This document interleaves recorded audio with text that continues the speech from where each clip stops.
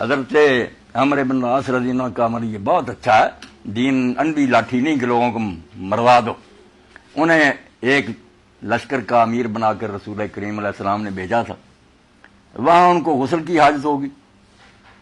اب دن بہت سردی کا تھا، بہت ٹھنڈ. انہوں نے تیمم کیا. اب امیر لشکر وہی سے جماعت کرائی.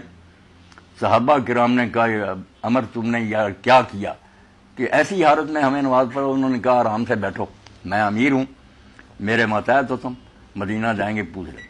لوگوں نے رسول کریم علیہ السلام سے جب یہ بات عرض کی تو آپ نے فرمایا عمر تو انہیں اس جنابت کی حالت میں تیمم کر کے انہیں نماز پڑھا دی.